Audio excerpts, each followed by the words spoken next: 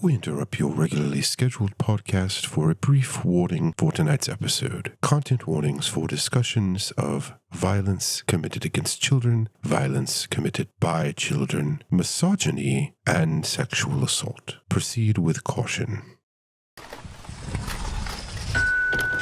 Welcome to Gimcrack Video. How may I help you? Hey, what's going on, man? You got anything new to watch? No, but we are running a special on sequels. Is that over there on that shelf that says that it's not for human consumption? No, on the one right next to it that says 3 for $1. Oh, let's just grab some. What could go wrong? Enjoy your selection.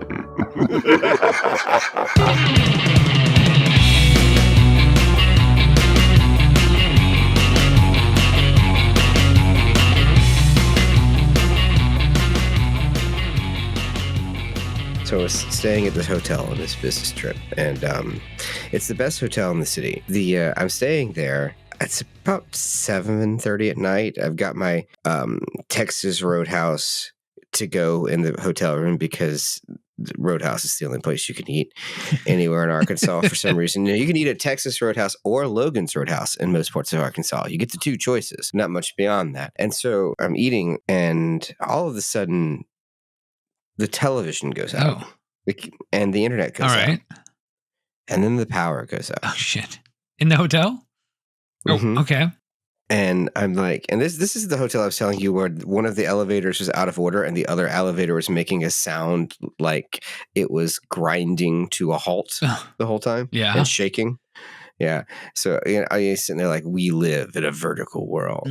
So I'm already up a couple of levels. I have to ride the hell elevator down, but you can't because there's no power. And also, I don't want to leave the room because I can't get back in the room if the door shuts, right? The electronic locks or whatever. Yeah.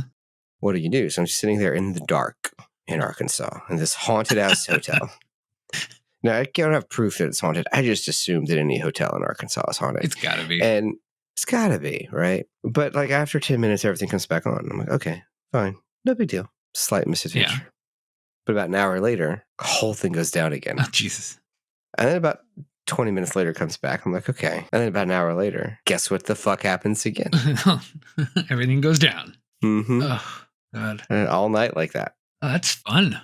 So I get up the next morning. I'm like, hey, guys, what the fuck was up last night? It's like, I don't know. They're just renovating. You're renovating parts of the hotel at night and cutting off all the power. Cool. What accommodations are you going to get? Right. Here's a voucher for Roadhouse for a free appetizer at the Roadhouse. Right, but it's for Logan's Roadhouse and not Texas Roadhouse, and I need my damn cinnamon butter. And I get to fly out Saturday morning when it's supposed to be snowing and crazy and like, okay, this will be fun. So this may be my last episode.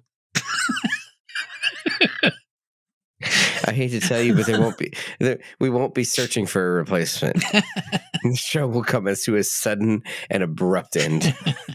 So if there's no more episodes after this, you know why.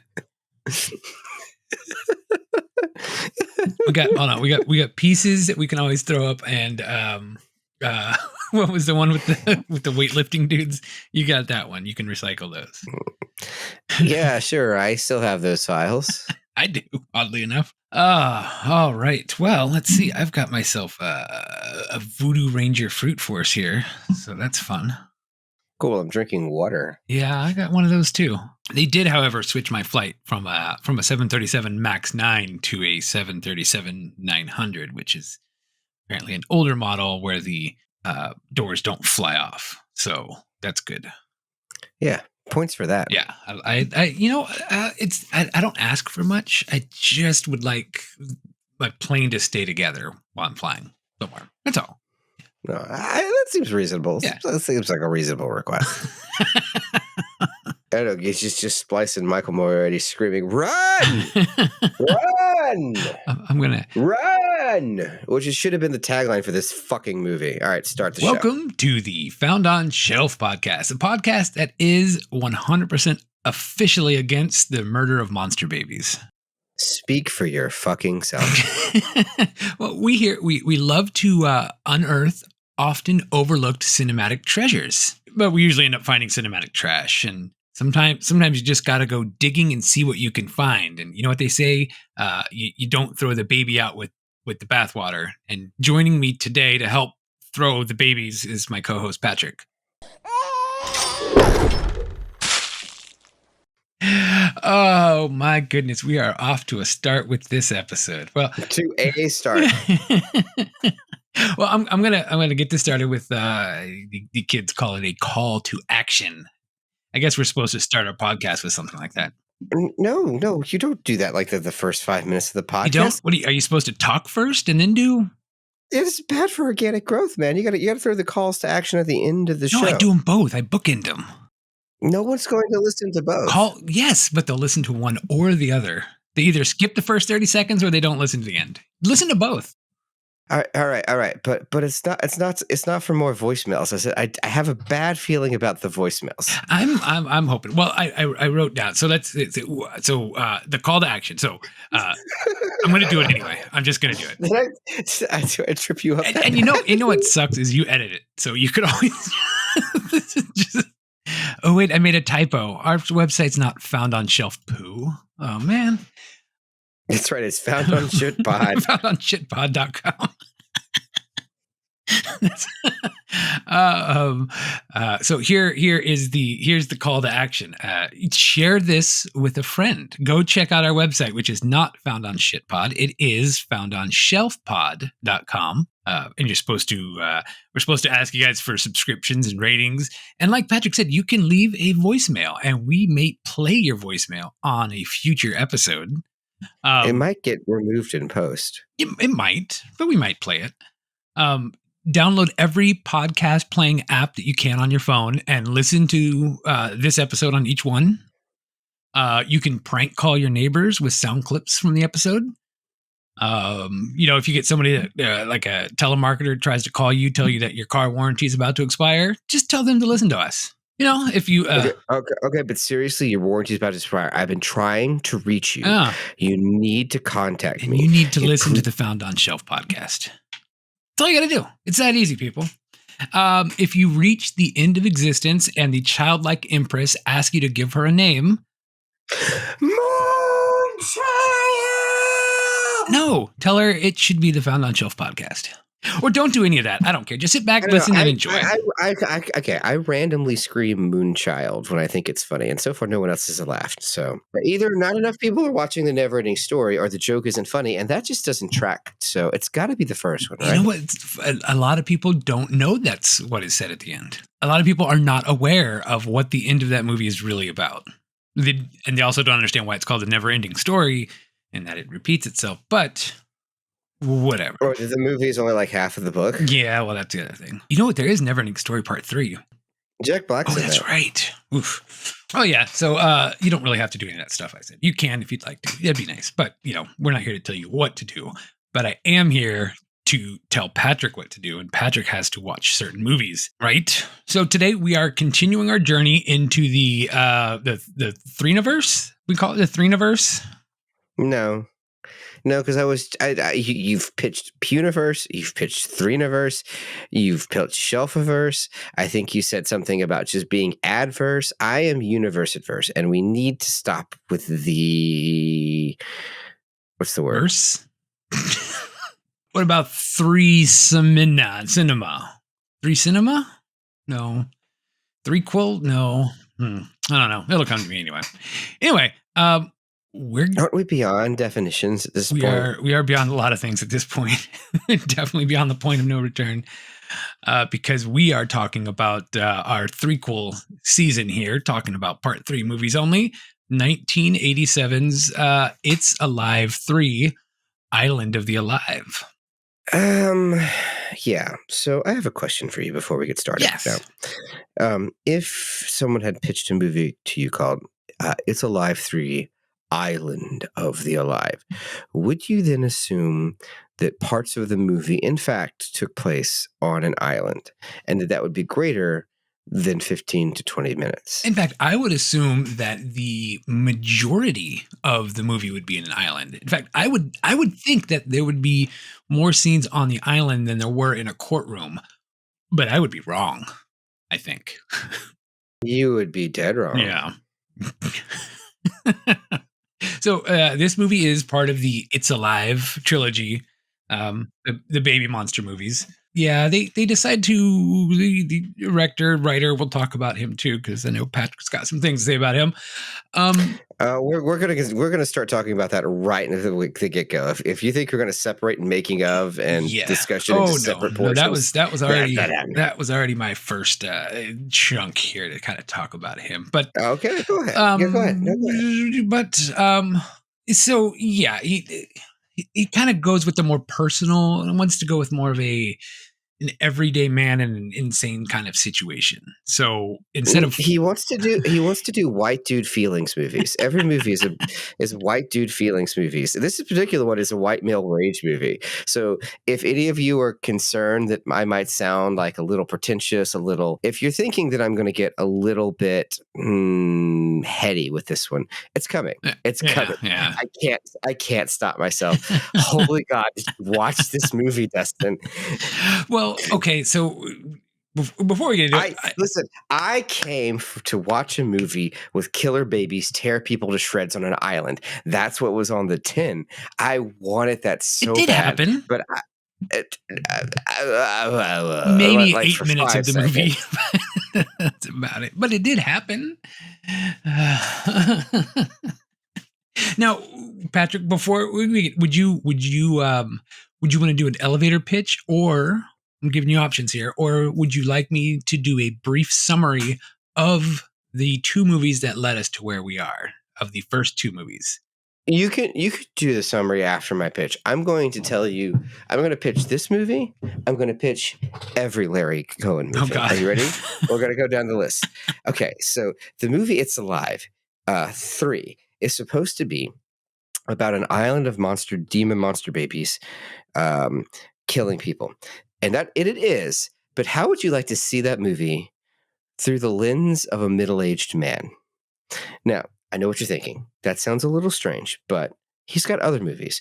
So how about a movie called God Told Me To, in which a cop has to investigate a series of unrelated violent incidents in which the subjects all tell them that God told them to do it. And we find out that at the end, aliens are behind it. And in fact, there's a messianic Jesus figure who is intersex and wants to have the cop, who is his brother's baby. Yeah, see, that movie actually sounds good, though. But what about if we did that movie through the lens of a middle-aged man? Yeah, no. Okay. All right. How about Cue the Winged Serpent? This movie has got it all. It's got a giant dinosaur that may or may not be the god Quetzalcoatl terrorizing New York and murdering people from the sky. It also has David Carradine and Roundtree as cops investigating these violent murders. Now, how would you like to see that movie? That sounds good. Through the lens of a middle-aged man. So you lost me again. Okay. I see there's some pushback. Okay, Maniac Cop. Yes. How about a movie in which a corrupt police officer is murdered and comes back as an evil, murdering zombie cop? Hell yeah. Would you like to see that movie through the lens of a middle-aged man? Stop right there. Would you like to see that movie? You can just stop right there. But through the lens of a middle-aged man. I don't want to see anything through the lens of a middle-aged man. I see my own life out of the eyes of a middle-aged man. That's my overall interpretation of Larry Cohen movies. Would you disagree from that? What about the stuff? Honestly, I think that one is an outlier because while it does have Michael Moriarty, and he is a middle-aged white guy, the movie is more or less actually a film noir / action movie. Yeah, from my remembering, because so and God Told Me To. What we mostly get is this man's issues with his mother, his lover, and his estranged wife. What we mostly get in Maniac Cop is Bruce Campbell feeling trapped in his marriage. What we mostly get in this movie, we'll get to this one in a minute. Yeah, but the stuff, I feel like it had mostly aliens. Now, I still have to put up with Michael Moriarty, and I just really do not like Michael Moriarty. But the movie is mostly okay. I wouldn't sign up to watch the stuff, but it's not. It's not the same thing. Oh, Q the Winged Serpent is Michael Moriarty with an inferiority complex. Oh, okay. That was the other one that we talked about. Yeah. But no, like, why the fuck does he keep showing up? Well, because he liked working with him. It's because Larry Cohen shouts on set, and Michael must have just been okay with that. Yeah, we'll get to Michael when we get there, but yeah, you kind of hit on a lot of the notes that I wrote down here about Larry Cohen himself. He was kind of quoted as saying he likes to put like normal people, like a cop or a lawyer or just a doctor, just some random person into these bizarre sci-fi situations. But then he really, like you said, he focuses on that person going through this situation, which is interesting in concept. It just doesn't always work to like to watch as a movie. Right. It's a Stephen King problem. It's Larry Cohen is writing probably, and don't get me, this is a guess, right? But if I were to guess, I would say he's writing more from his perspective of that character, and that tends to be a very basic experience or imaginary of experiences over and over again. And that doesn't translate to any kind of like interesting territory because there's no diversity to that kind of storytelling. Yeah. And I like diversity with a capital D, but like I would like to see something interesting in the story. So if it could be anything other than this limited imaginary, this limited slice of the pie, I think we might see something cool. But we don't get that. We get the same basic vibes over and over again. A lot of marriage trouble, which is, again, Stephen King kills his wife a lot. Yeah. So in stories, the characters always do that, which is different. Because they they say you write what you know. So what's the summary of these two of the lead up to It's Alive? Well, let's hold on. We still got. What about Uncle Sam? I have not actually watched Uncle Sam. Uncle Sam is not through the lens of a middle-aged man, but it is very, very bad. Yeah, it is very, very bad. It is very, very, very bad. Yeah. Well, he also wrote the film Phone Booth. I didn't see Phone Booth. No, but you remember what Michael Bay said about Phone Booth? What did Michael Bay say about Phone Booth? They approached Michael Bay about doing this movie, The Phone Booth, and Michael Bay, not enough explosions. No, Michael Bay said, "Okay, how do we get it out of the damn phone booth?" That was his first reaction to it, which was the entire pitch of the movie in the first place. So it's a bottle movie. Yeah, he actually pitched this movie to Alfred Hitchcock in the 1960s. Phone Booth. Yeah. And he had... Is this before or after he made Bone? I think it was after he made Bone. But because he had an idea of a movie to take place in real time and stuck in a phone booth. And neither him nor Alfred Hitchcock could come up with an idea as to why he needs to be stuck in a phone booth. Like, they loved this idea, but they couldn't write why. And then, was it a sniper in the end? Yeah, and then in the late 90s, Cohen came up with the idea of a sniper because times have changed. Well, didn't Boris Karloff, isn't his last movie Targets about a sniper, or Roger Corman had him for a couple of days and they make this terrible movie about a sniper? Like the idea is not there. And then also Malcolm McDowell. He's in the movie If, which is about a kid going up on the top of a tower with a gun. Yeah. So it's not like that idea wasn't out there. They had just not encountered it, which is an interesting thought. Or they had just not thought of it as being the reason the guy's stuck in the phone booth. I don't know.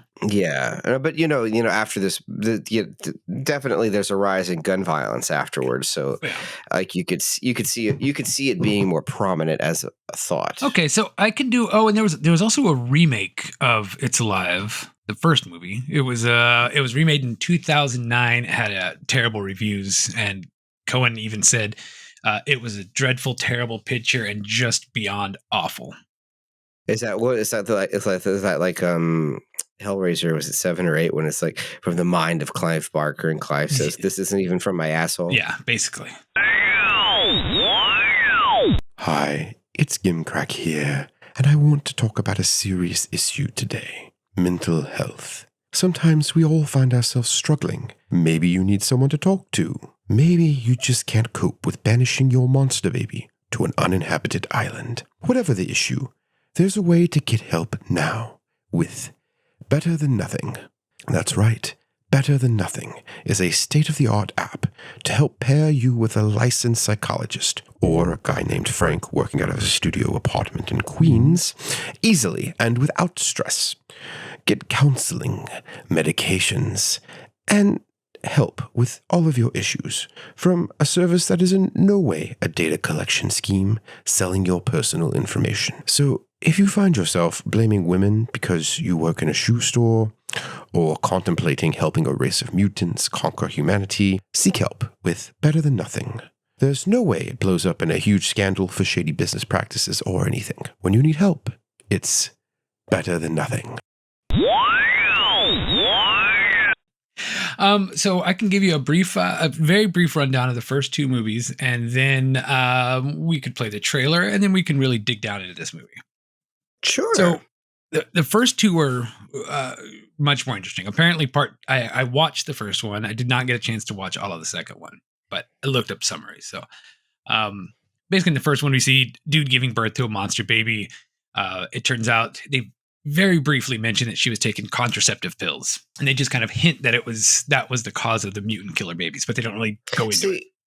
I thought this was like Monsanto. Something like just like poisoning the supply. That would have been cool. Like, we just ate fruit that was poisoned with these pesticides. It was strictly the pill kills. It was like, yeah, and it leads him to do certain things. Yeah, okay, but like you can see how that's worse, right?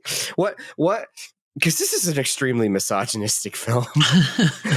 Like, it's so like the dangers of the pill is okay. I know Larry Cohen's not Catholic, but the idea sounds way more. He's definitely not Catholic. Yeah, no, obviously, but like it's way more conservative than just like well, the evil company was putting this into the water supply.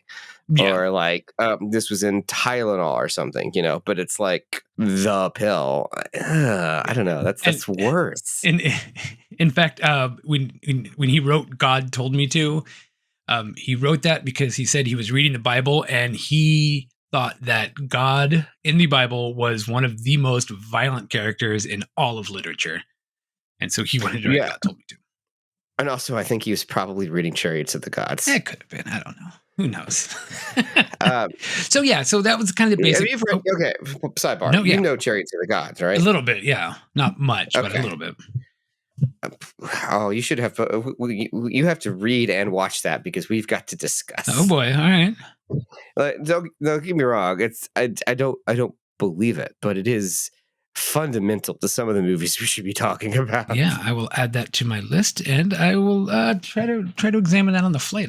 So anyway, back to It's Alive one. So the contraceptive pills that she's taking, but like I said, they kind of briefly mention it, but then the pharmaceutical company shows up that made it, and the pharmaceutical company wants to kill the baby so they can hide their liability. And a bunch of stuff happens. Baby escapes from the hospital, kills a bunch of doctors, and runs around. And then Frank, the dad, Frank, ends up shooting the baby, but doesn't kill it, and then discovers that it's scared. And he's like, I'm going to rescue this baby. And he's surrounded by a bunch of cops at the end of the movie.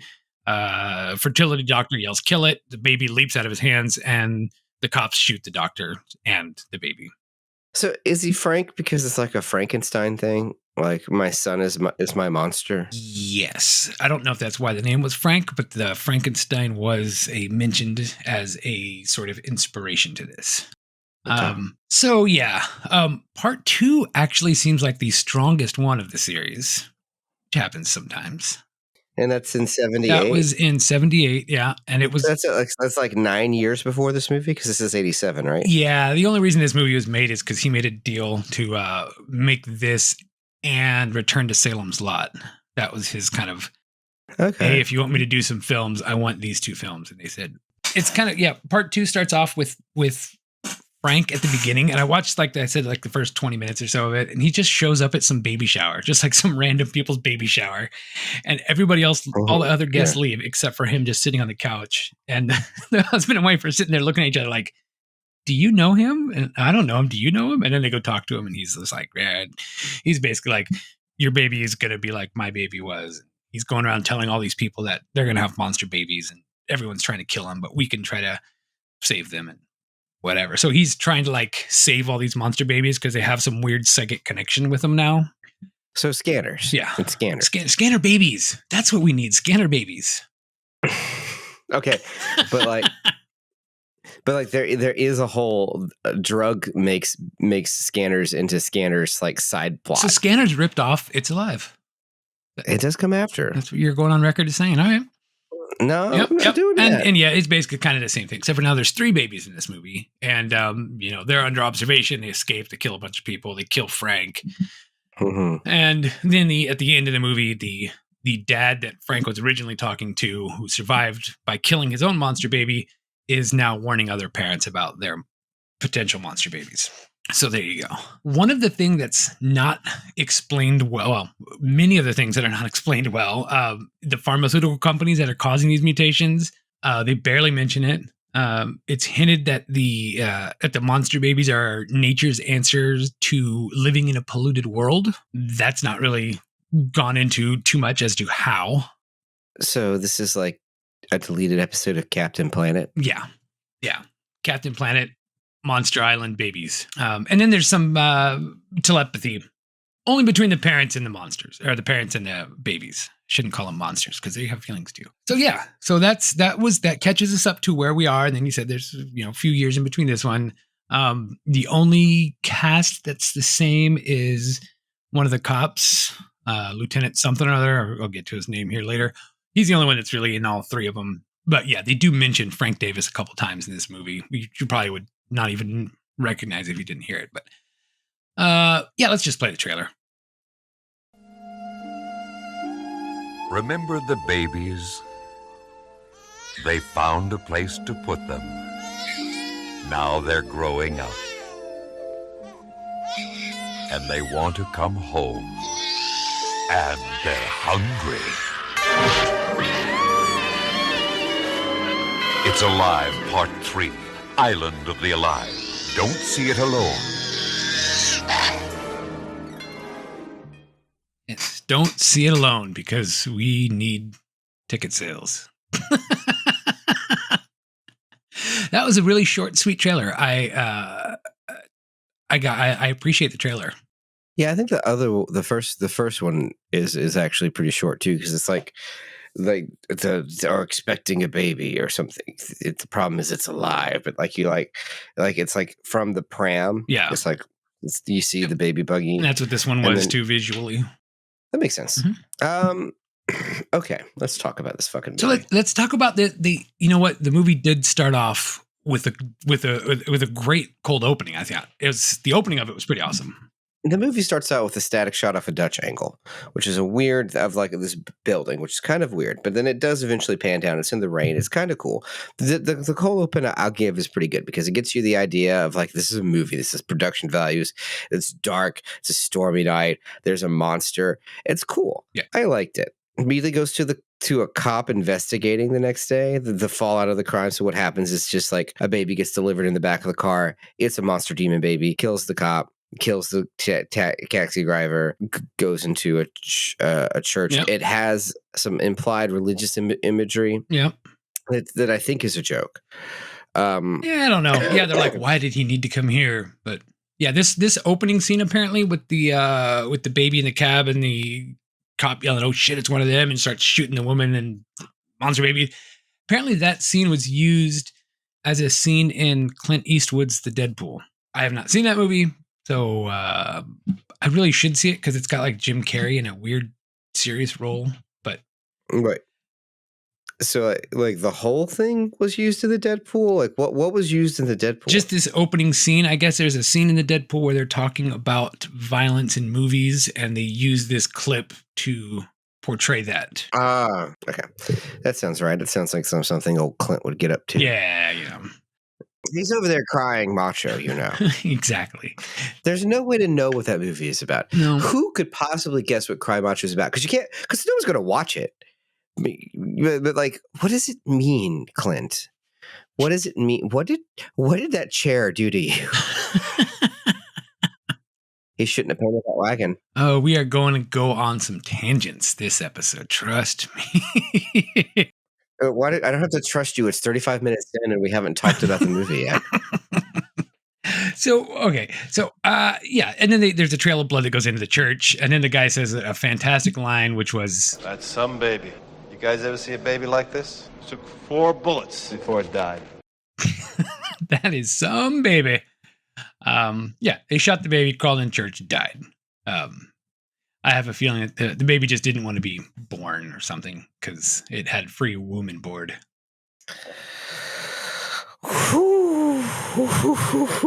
Okay, so this is like the first. At what point in telling that joke did you like, oh man, I really should abort this? Oh, but then it was too late, and you had to deliver the punchline. Yeah. Mm. All right, so good intro, right? Not a bad intro to the movie, not the podcast. This is a movie. It's a good intro. It's decent. It looks like you're like, oh shit, okay, this might be kind of a kick-ass little movie. And then you've got an hour and 31 minutes remaining, and we go to court. Like it just starts right in court, where we meet, where we see Garrett Graham making his 3rd appearance on the Fine podcast. Big man on campus, and Creature Wasn't Nice. So yeah. Okay. Yeah, no, the last time we saw him on this podcast, I thought he was looking at space porn, but I guess he was trying to do something with Quasimodo. I don't remember him in Big Man on Campus at all. Yes. Oh, he was a talk show host, yes, right? He was the talk show host talking about baby monsters reading alien porn. No, yeah. No, the alien space porn was actually later. While listening to Grateful Dead. Yeah. Nope, that was one. Isn't this just still the opening to a sequence in heavy metal? I wish. That'd be kind of cool. I'm thinking of the John Candy sequence. Yeah. Did you recognize the judge in the courtroom? I wouldn't think you would. I didn't recognize him. It was Judge Fudge, right? It was Judge Watson, played by MacDonald Carey. Oh yeah, Big Mac, who was in he took on a role in Days of Our Lives in 1965, and he played that role, Tom Horton, until he died in 1994. He started. And that's what you do. 3,026 episodes of that damn show. I mean, if you get that gig, you're not leaving it. No, apparently not. It's a good gig. Yeah, and he just kind of rolled with it. Mm-hmm. And he good pay, steady pay. Don't have to worry about your job. No. SAG insurance. He did find time to step away and film 2 episodes of Murder, She Wrote. So yeah. Did any of those involve the murder of a baby? One was just called Trial by Air, and the other was called Trouble in Eden, but I don't know what they entailed. But no infanticide. No, and this is what we're doing in the courtroom. This is his everyday man, like you said, through the eyes of a middle-aged man. So let's break this down. The movie's about demon monster babies. Cool, but not really. The movie's about this character, Rooster Jarvis, Stephen Jarvis. I don't know. I think they just call him a dick. It's because he's an ass. Stephen Jarvis is the main character of the film. He's played by Michael Moriarty, who is a repeat leading man for Larry Cohen. I think Larry probably liked him a lot. I have never liked him, but that's a personal preference. Mm-hmm. He's the lead character in Q, the Winged Serpent, and also The Stuff. Here he is making a 3rd collaboration with Larry as Stephen Jarvis. Stephen Jarvis is the father of this particular baby. They are having a courtroom to decide if they're going to murder all the mutant babies, and Stephen Jarvis is the defendant trying to get them not to murder the mutant babies. The rest of the film follows his breakdown, his depression, his death wish, manic episodes, and ultimately him trapping his ex-wife with a baby. Yeah, I don't think he did the manic well enough. He just seemed really dull. You don't? Well, you know what? And I did pull the line that you wanted me to pull from The Stuff. No one is as dumb as I appear to be. Yeah, but he did a lot of That's about his energy in this entire movie. Yes, and he did a lot of TV movies. He was a big character on Law and Order, but he left Law and Order because of Janet Reno. She wanted to censor Law and Order and Murder, She Wrote, and he said, "Fuck that, I'm out." So you got to give him a little bit of credit.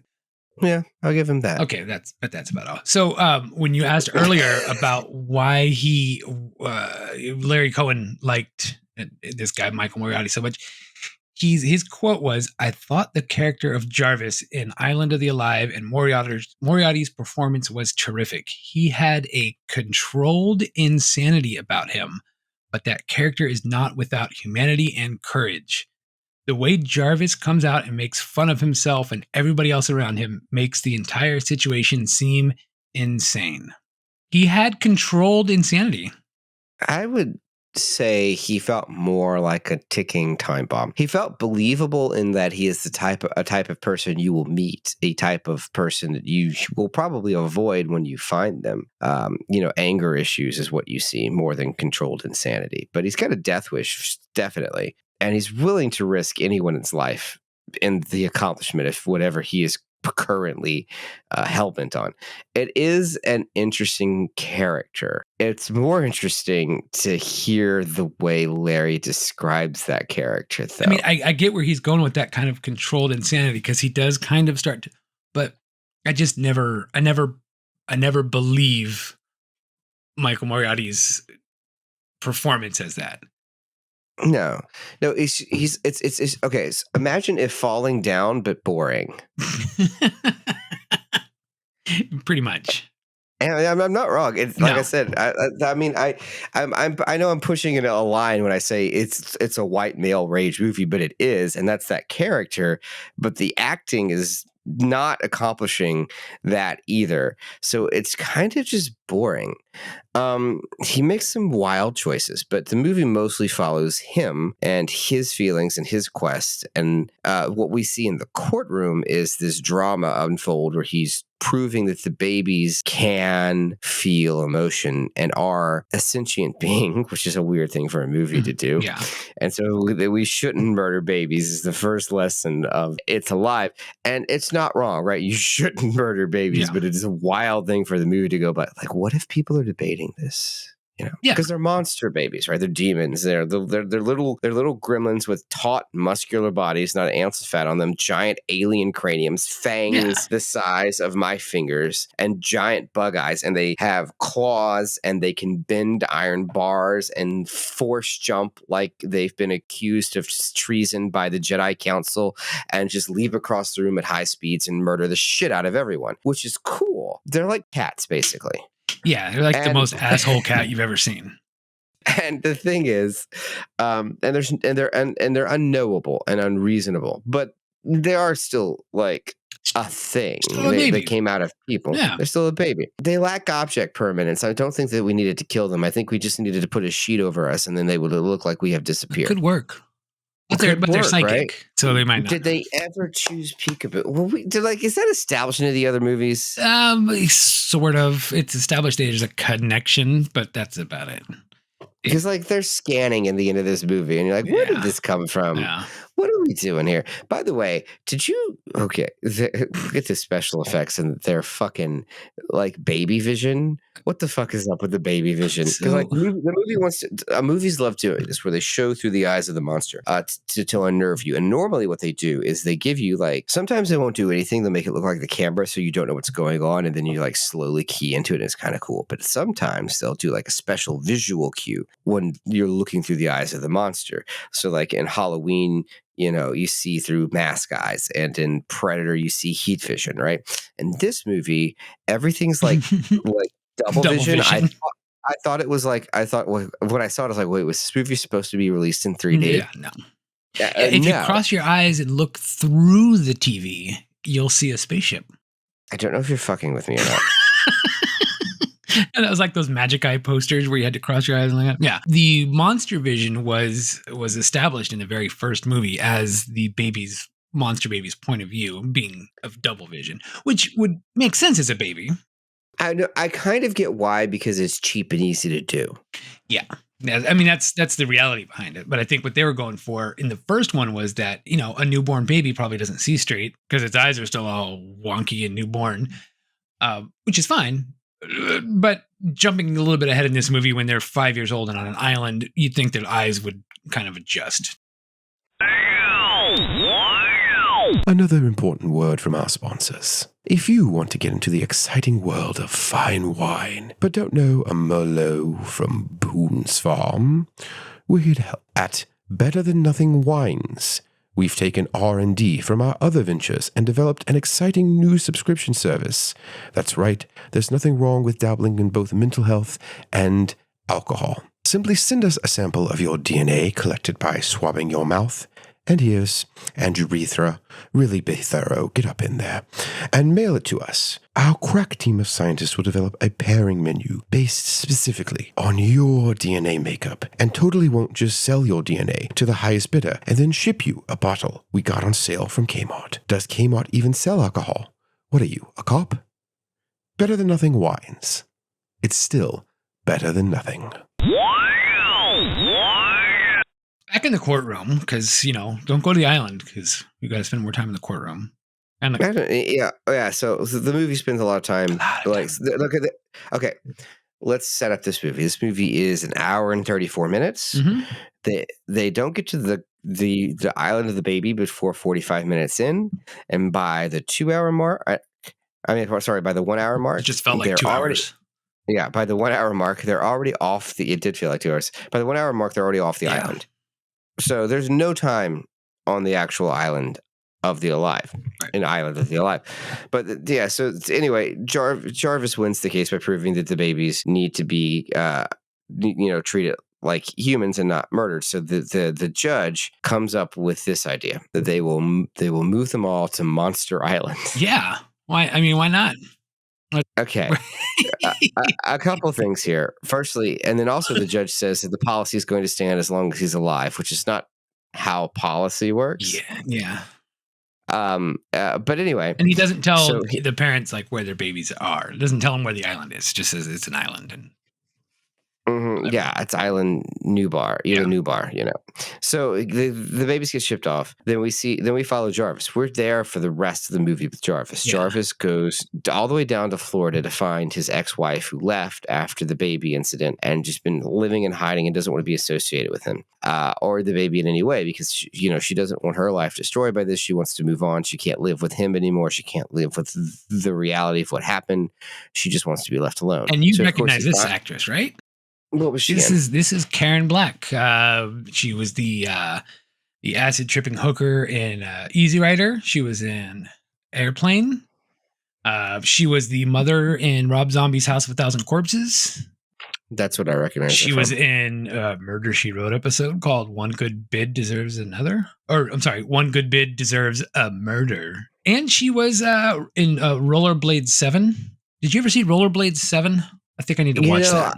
I saw Rollerblade 6, but Rollerblade 7 is one of the movies made by the guy who did Death Comes to Frogtown and Roller Gator, right? Yeah. That guy.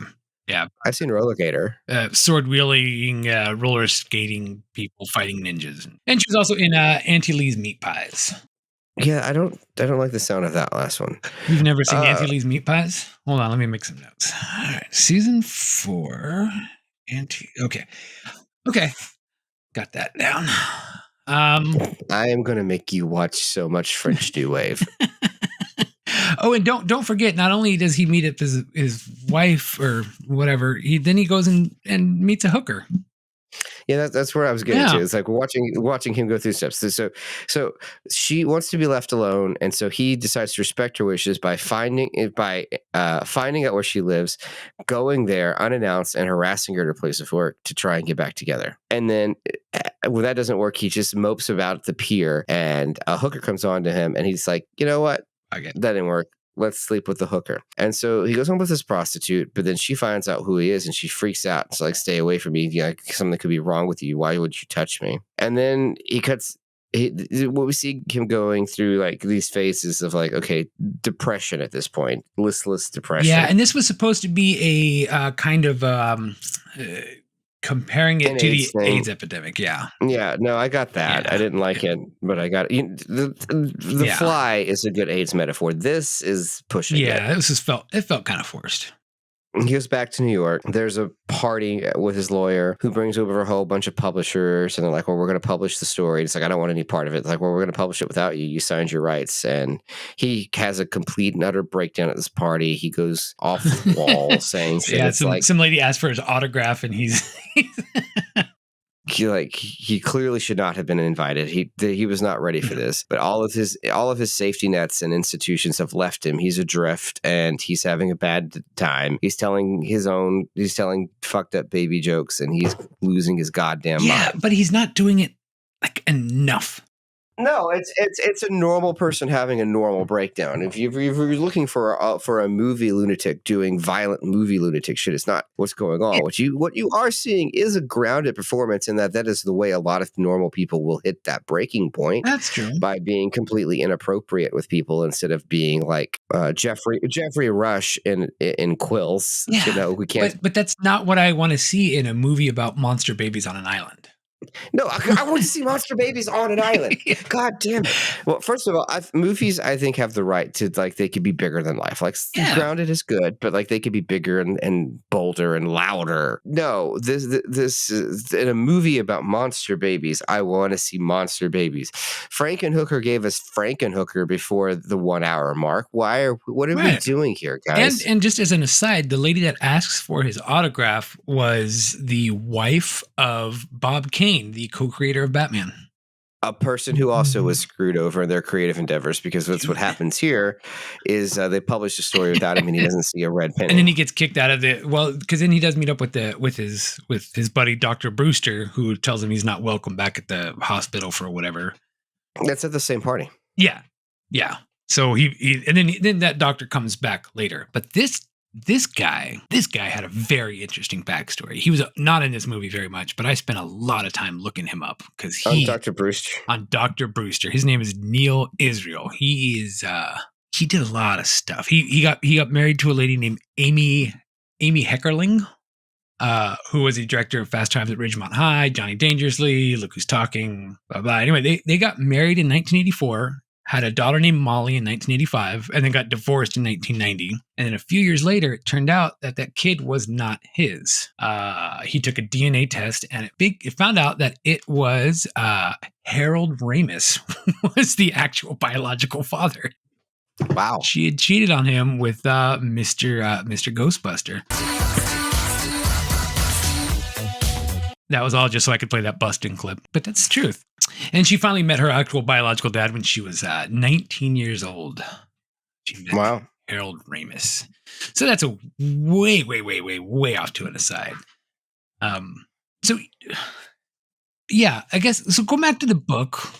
Well, that's what I'm going to. Yeah, what I was building to before the aside. You're going to kill me tonight, Dustin. Oh, I so am. I just figured there wasn't much to talk about with the movie itself, so I had to fill in with other shit. I came to talk about the movie. Well, if the movie was worth talking about, I wouldn't have to do this.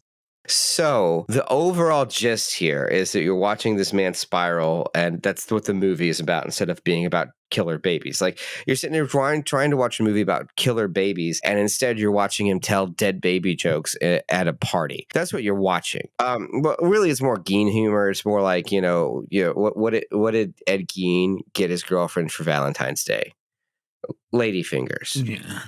That's what we're going with. I don't think I've ever actually heard a real dead baby joke. Oh, God, he used to tell a lot of them. They're all in horrible taste, but of course they would be. They're dead baby jokes. And one thing we did forget to mention, which was a brief little aside, was an actual trip to the island where they had a couple of unrelated guys.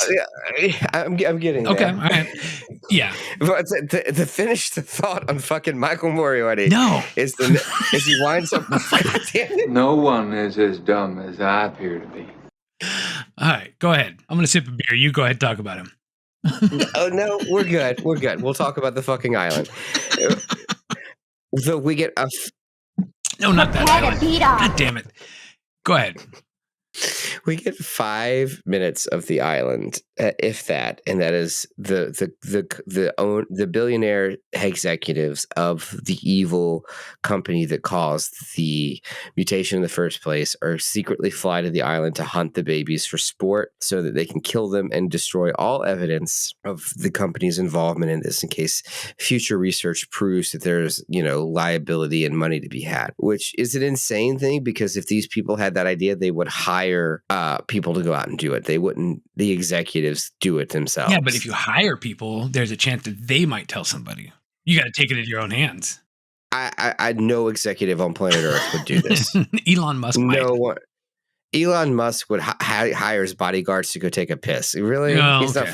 not flying to Murder Baby Island. That's true. Murder Baby here is an adjective, not a verb. He would say he's going to fly to Murder Baby Island, but he would not actually. As an adjective, not a verb. So yeah, that was just a brief little scene in the middle, and there's a couple of cool murder. They all get eaten, but the coolest thing in the entire movie happens here is as they're all getting eaten, the pilot just says "fuck it" and flies off. He's like, "Yeah." But there's a baby on board. Yes. There's a baby on board his helicopter, and it attacks him and murders him. And what happens is the helicopter inexplicably explodes. Well, yeah, as it would. That's the best part of the whole movie. Yeah. Well, they should have known better to take on a group of baby soldiers, monster baby soldiers on an island. I think that was, yeah. And then when you finally get some monster babies and exploding helicopters, then it cuts back to Michael Moriarty. Do you know what you call a group of baby soldiers? American troops. An infantry. We're here all night, folks. Don't forget to tip your waitress. All right. You need the next one. You need to end with a waka waka. I should get that soundbite on my thing. Hi, it's Gimcrack here with an important announcement. If you or a loved one have been the victim of a data collection scheme posing as a mental health resource or a wine distributor, call the law offices of Shyster and Huckster now. Nothing can repair the damage of being taken advantage of by an app you trust, but money might help. Call Shyster and Huckster today. And one more. I have one more here. If you need help defending yourself from a government inquiry about selling your client's data without their knowledge, or from federal prosecution from prescribing your patients a cure-all tonic made from cocaine and alcohol, call the law offices of Shyster and Huckster now. Shyster and Huckster. We're here to help. We got back to him. He's at a shoe store because he hasn't seen a dime of money from the book, because they were going to publish the book anyway, and all he had to do is play ball, but he wouldn't play ball. So no playing ball, because he's got to do it his way. He's right. He's the white male protagonist. He is correct, and everyone else in the world is wrong. And he is angry that everyone else is wrong, and he is right, but he is losing in life. Yeah, and he going to make his anger everyone's problem in about 5 seconds. Because what happens, one of the cops comes and finds him as he's hiding in obscurity selling shoes like Al Bundy, and he says, okay, we got to go on a mission to the island. We're getting the gang back together. The judge died, and because the judge died, the policy changed, and the new judge is like, well, we got to go to the island, find these babies, and do some research. Okay, we need to bring you because you were able to handle the baby without getting murdered in the courtroom, so therefore you need to come to the island with us. And he does. And then he's like a pain in everyone's ass. He's shooting people with tranquilizer darts, and he's being obstinate, and he's, coming on to the one woman on the crew. The only woman. He keeps sexually harassing her. Oh. He comes on to her. He tells her how hot she looks. He says they should sleep together. He gets within an inch of her face all of the time. He puts his face within an inch of her face and just talks at her. Yeah. It's very creepy. And it's really reinforcing my read on this movie. Yeah. Unfortunately, it is. But this movie, this whole thing is nothing but filler, because they sail to the island, and it's just images of them sailing for like 10 minutes. And him singing and sexually harassing and all kinds of fun. But yes, there's a scene of every one of the crew sitting on the deck and singing a song for way too long. Mm-hmm. And that comes back around because after everything goes to shit in his manic panic, like not to be confused with the hair dye or the foundation. In his manic panic, he sits there and starts singing that song again, Little frantically. sea shanty kind of thing, yeah. And it still goes on for too long in both instances. Yeah. They get to the island, they embark on the island, and thus begins the 15 minutes of the movie on the fucking island. And they're hunting the babies. Yeah. Because they want to tranquilize them and take tests. Because they think they might survive like a nuclear fallout. Yeah, and they want to weaponize that. Yeah. Again, very standard plot. But what happens here is, this is interesting. It's 1987, right? They're trying to find the babies. They don't know where they are. They're hunting in the jungle. Now, I had a thought here about this point in time. Tell me if it makes me a bad person, as opposed to all of the dead babies. Yeah, I was going to say, I already think you're a bad person. But anyway, go ahead. You're not wrong. Does this make me worse? Wouldn't they have tagged the babies when they dropped them off? You'd think. Yeah, why didn't you tag the babies? And it's especially so because this is a point I forgot to mention about the part 2 movie, was they actually put a tracker on one of the pregnant moms, so the technology was there. So they not only did they have the technology, but they've established the technology within this movie, and they did not. But we've entered into the misogynist framework though, because you can track a woman. And it's okay to violate her rights and privacy and track her, but it's not okay to track the babies. Not a monster baby. Don't abuse their rights. Yeah. So I mean that's okay. I will say the film is misogynist in a lot of its conceptions at this point, but it doesn't really feel as bad as it does at the end when it makes it real clear what its feelings on women are.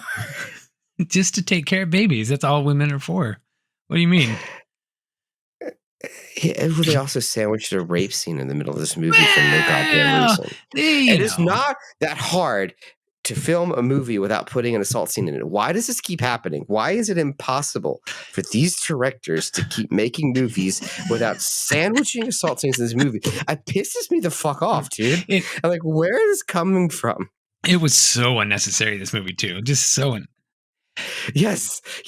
I mean, like what? Like I usually say it's unnecessary, and I contend that I am correct. But in this film, it was wildly unnecessary because there was, I mean, like usually it's done in the movie to either advance the character of the rapist as an evil person, or the person being assaulted as being an abused person, or the hero that comes in to save them. It's usually done to. I could go on a tangent for hours on assault as a character arc, right? And oh boy, does that need to stop? Right. It doesn't need to be done, but usually that's when it is done. And for this movie, it's not done for any of those reasons. No, it's just done because fuck women. Am I right? Right.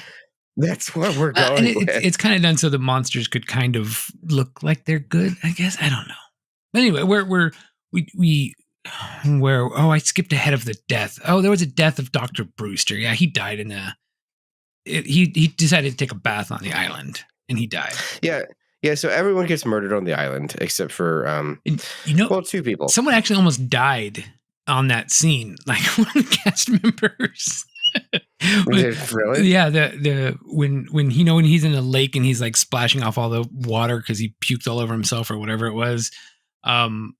Whoever was in the monster costume was supposed to crouch underneath the water for 10 seconds and then pop up and then grab him and pull him down. So 10 seconds went by and they waited and the guy never came back up, and they realized that his entire monster suit had filled with water and he was physically unable to lift himself up above the water.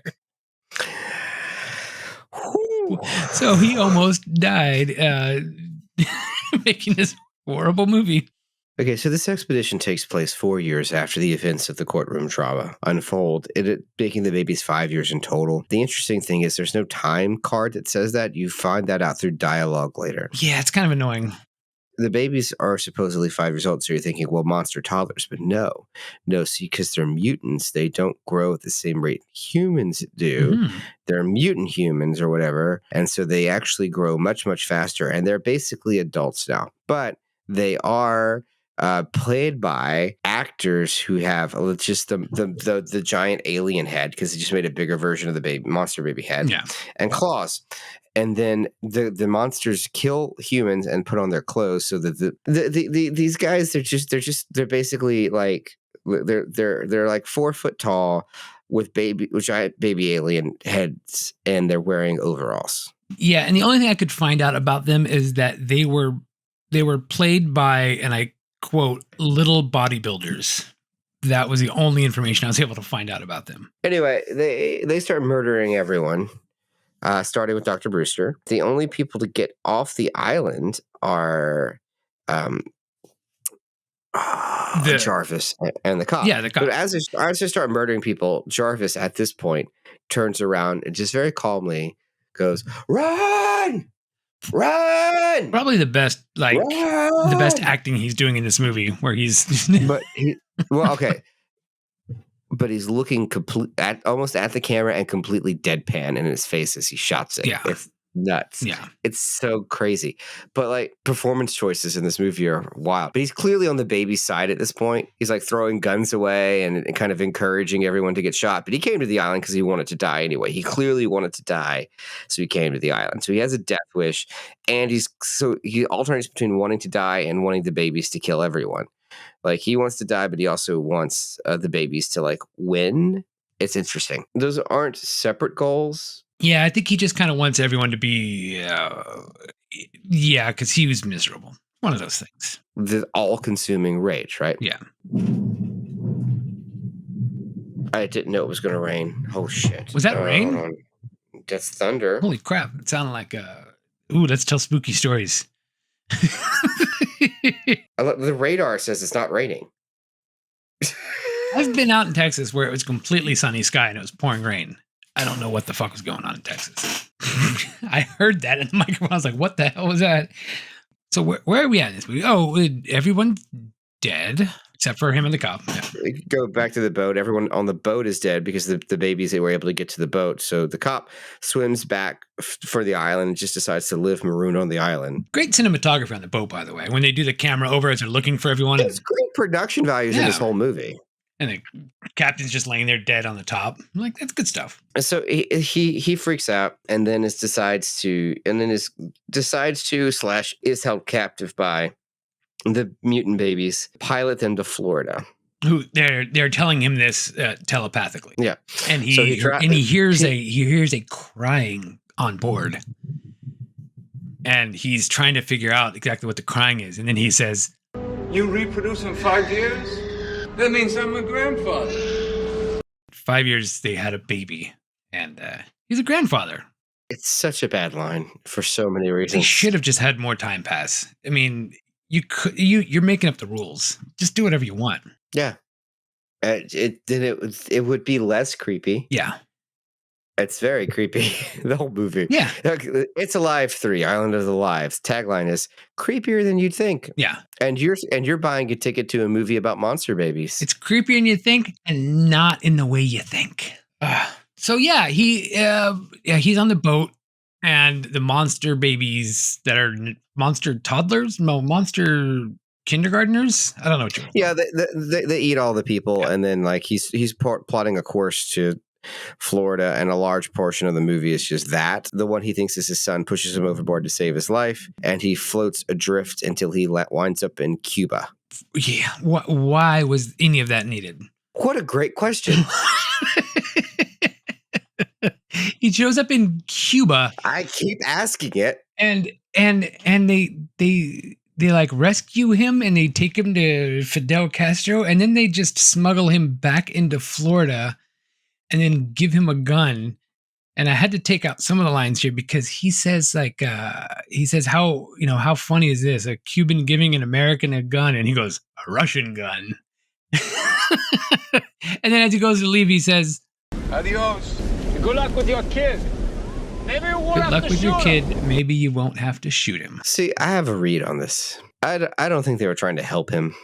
No? I think he was so goddamn annoying. They just wanted to get him the fuck out of Cuba. That could be. They're like, look, he's going to die over there. Just let it happen. Yeah, I don't think they were happy with him.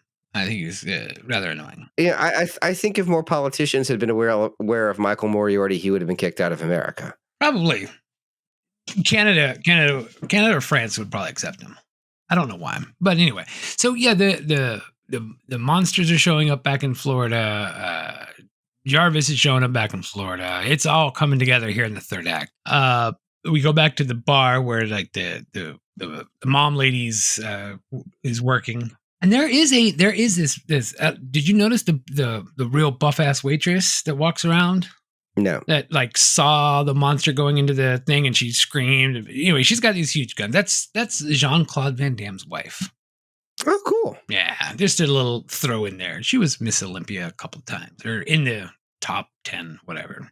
A lot happens in this final act, but what basically is from a plot standpoint, what is trying to happen? The babies psychically know where the mom is, and they want to find her for a specific reason. And the reason is this: they're all dying.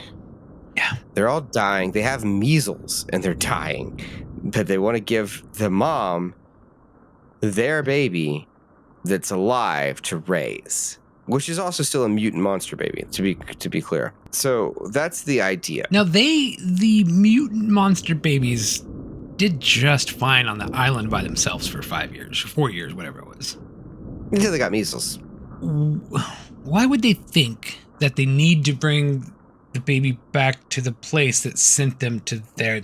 It doesn't matter. Because then Jarvis's white male rage agenda doesn't reach fruition if that doesn't happen. You got a point. Okay, let's hit up all the things in real quick order. The mom leaves early from the club. The babies want to find her, and so does Jarvis. So everyone's looking for her. But some local at the club who is a real scumbag has found out who she is and is blackmailing her to sleep with him. So she gets in his car because he's blackmailing her to sleep with him, and she drives off. Keep in mind, this is the plot. Yeah. Concurrent to this, down the same street, some punks just decide to try and assault a woman, and she is running for her life to try and not get raped. She's beating them up, and she's running from all the way down the street, beating them up, down to the beach, jumping over staircases, doing crazy stunt work, and they're still chasing her.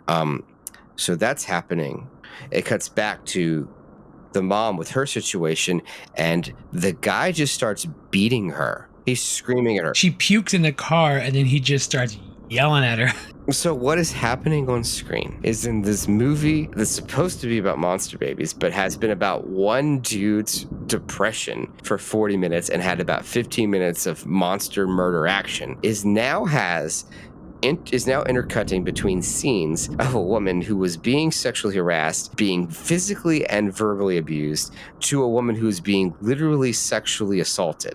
Back and forth. Yeah. In the same instance, out of fucking nowhere, because they do catch that woman and they do start assaulting her, and the monsters show up and kill all of them, and the woman's able to escape as they're killing him. Yeah. But like, she was assaulted. That was a scene that happened, and this is what it cut back and forth between. Yeah, it's kind of weird. It's kind of unnecessary. There's a lot of It's like you know what? I haven't really gotten across in my movie yet. My attitude towards women, I think there's a way I can communicate that within the last 20 minutes of the film. What would it be? Hold on. I have an idea. Brainstorm. We need women getting beat up, women getting harassed, women getting assaulted. We need all of it going on at the same time. Different locations. I can only assume that was Larry's writing process. I could be wrong.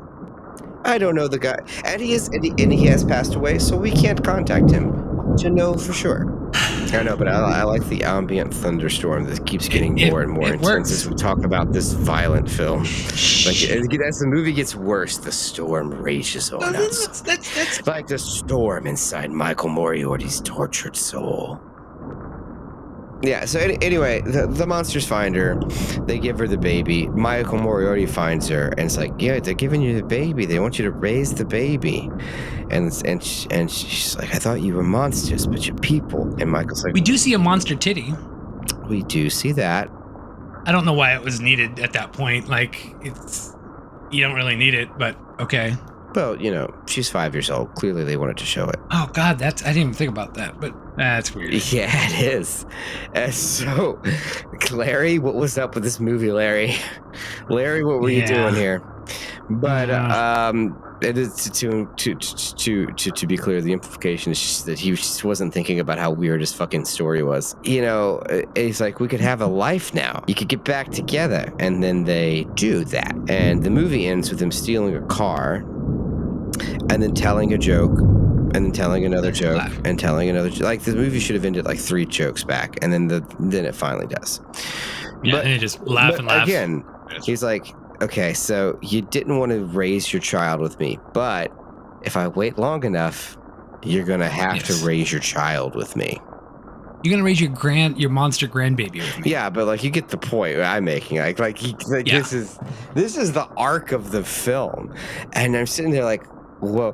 The written and directed by Larry Cohen came up immediately, and my wife just looks at him and says, "Fuck you, Larry Cohen." And I'm like, yeah. The movie is basically women are the worst, and yeah, right. And that's like, oh wow, I was not expecting that. I will be honest with you. I expected this movie to be offensive in some ways, but not the ways that it was. I thought more killer baby action, and I didn't get that. And I feel cheated. And you know what? It's funny is talking with you about this. It kind of makes me, see things from kind of different perspectives. But looking back at parts 1 and parts 2, there was never really any attempt by the mother to go above and beyond to save the child. Yeah. Much like this one, there was never an attempt by the mother to go. The mother just gave up. She's like, fuck it, I'm just going to go work at this shitty little punk bar in Florida. My life is done. Yeah. They're like, it's like, this is all the dad has ever thought about his entire life. And the same thing with those first 2 movies is, this is the dad on a mission to save his baby.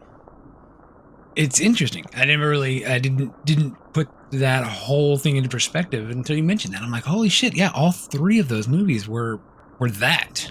And there's a couple things going on there. I stand by that. I think misogyny is driving a lot of it, but also part of what's happening there is Larry Cohen is not capable, or does not seem to have been interested in writing a protagonist that wasn't someone he personally could relate to. They're all men of some stature, usually roughly around the same age in similar circumstances. So at no point did he think about writing from a woman's perspective, which would have been a more interesting movie to see the mother give birth to a monster baby, because I think that movie exists. I think it's called Grace, 2008. It definitely seems like something that would be more realistic, I think, because there's this instant bond between mother and child from the second they're born, and it wouldn't just be like, whatever, I'm moving on. And there's another version of that you could do that's coming out soon. It's or is already out. I'm not sure, but I think it's already out. But it's a possession movie. I think it's on Shudder. I can't remember the name, but the idea of this one is the child a demon? Or does she just have postpartum? Oh, okay, yeah. So this is, again, you could do that angle too. You could do, can the mother love the child in spite of its flaws? Or you can do grappling with maybe not feeling the way that you thought you should feel towards your child, through no fault of your own. Both of those are interesting films. Neither are what we get. But there are angles you could go that aren't yeah, I didn't make any money from my book deal about my mutant kid, so now it's everyone's fault. Run! Run! Swim! Swim! Run! Bring these murder cannibals to Florida and infect everyone with measles as they get eaten. Yeah. That'll show them. People in Florida tend to vaccinate, right? I feel like I hopefully haven't shit on this movie more than you expected me to. Well, you know what? I think when I first saw this movie, when I first saw the idea of this movie, I was like, part 3 movies. Let's find something. I wanted to find something that was horror related, but not a hardcore horror movie, because I want to save some of those part 3s for October. So I was like, okay, let's find some things just to do. And I was like, okay, this looks like it would be interesting. And it was something I wanted to see. I'm like, monster babies killing people on an island. Mm-hmm. Hell yeah. And unfortunately, like you said, that's not the movie that we got. But I think it would have been good if we would have got that. Yeah, I think that I would be down for that movie. That movie sounds fun. I would think if the movie was the movie we got on the 10, it would be great. After this movie, I watched Saltburn the next night. And Saltburn is another movie where you follow a white male protagonist, who seems equally pathetic to Michael Moriarty's character, but more despicable in different ways. And the movie does some stuff I'm not going to talk about now because I don't want to ruin anyone just watching it. You should watch it. It's fucking weird. And you'll feel weird and gross after watching it, which I think is an endorsement for a movie. What I can say is I watched that whole movie and I still like that character way more than Stephen Jarvis. Yeah. Wow. And with the entire perspective on what the character is when what he did, I like, still better than Stephen Jarvis. Wow, that is a ringing endorsement. Yeah. So that's what I got. What else you got for me for the making of? That's Monster Baby Island. I don't really have. I think I kind of trickled in everything that we went into it about. Movie was filmed mostly in Hawaii. Really? Nothing much else. Well, all those scenes in Hawaii. The one interesting thing was the party scene where he was found out about the book deal. That was filmed in Cohen's apartment, loft or whatever, and he has actually filmed a scene in there for just about all of his movies. Really? Yeah, just because that's what he wanted to do. But yeah, that's about it. I really sprinkled in everything kind of throughout this as far as the actors and actresses involved and the fun and intricate behind the scenes. There was not a heck of a lot to go on, but it was a part 3, and getting choked up talking about it. I'm over it now. So there you go. So Patrick, now that I have pretty much finished, I got nothing else to say about this. In a way, I brought you here to offer you a job. You think you can do it better, so here's your chance. All right. So 3 things, and only 3 things, that you are willing to change. And listeners at home, you can play along with this game as well and guess and say your 3 things that you would change. But right now, we're listening to Patrick's 3 things. I guarantee I know what one of them is already, but I'm curious about the other 2. So what would you change about this movie to make it better? So I might actually take this in a different direction than what you're thinking. The first thing we're going to do, the first change, is we're cutting off all of the movie up until the shoe store. We open at the shoe store. We get like a newspaper reference at the beginning to say, to talk about the court case and maybe like show some book stands on the cover to like give you the brief cliff notes of what was going on with Stephen Jarvis and the Island of the Monsters. Do like a newsreel on the Island of the Monsters. Maybe have that be on the TV in the shoe store. But we get to the cop. He tells him, "Hey, we're going back to the island." The movie starts right there. All right. Okay. 40 minutes just chopped off the end. All right. And you know what? You doing that, you could make the kids, the monster babies, you could make them now 20 years old. It could be 20 years later. It could be 20 years later. They could be perpetually giant babies. I don't give a shit what they look like. No, but you're right. No, you're right. You could make it 20 years later because you have no frame of reference for what Jarvis is supposed to look like. Exactly. Second thing. now the expedition is twice the size it is, and the rest of the movies takes place on the island. We're just going to extend the whole movie to be on the island. We're never leaving the fucking island until the end of the film. It's the island of the alive, people. We came here for murder action on Murder Island, and we're getting it. Okay. Yeah. Okay. I'm with you. And then the third thing, we end the movie with the babies sailing to Florida and Jarvis hostage having to sail them there.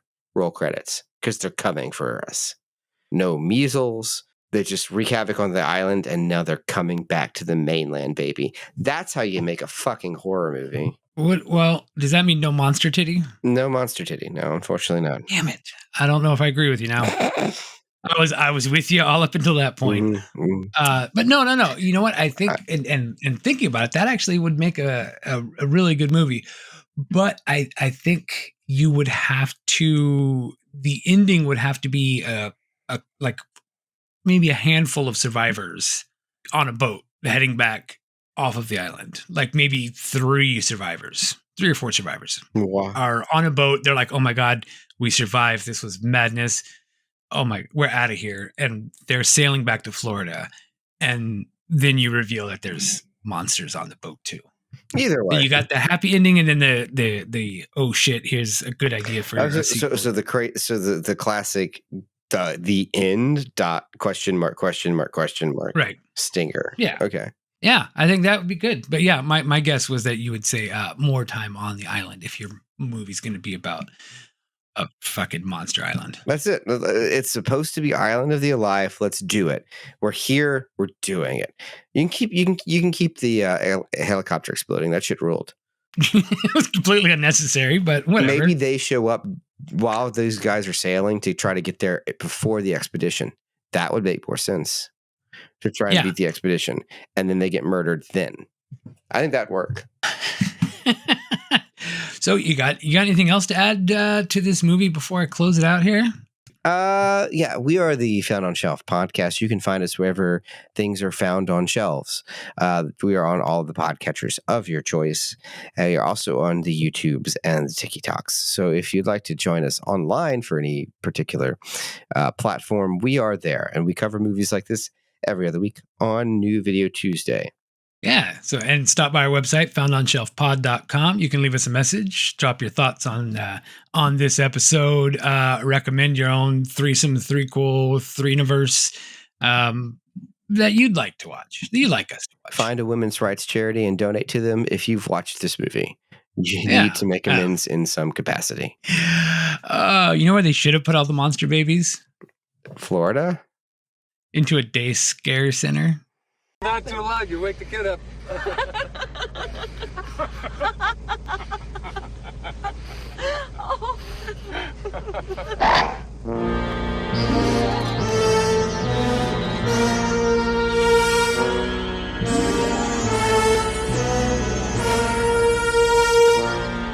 Music was all right. Oh, wow. That was an episode. Yeah, that was...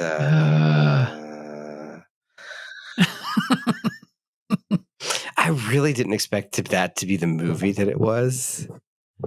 No, I was absolutely hoping for more monsters killing babies. Yeah, that was not monsters, monster babies killing people. I thought this would be controversial because we were going to be talking about killing monster babies the whole time. Instead, it's like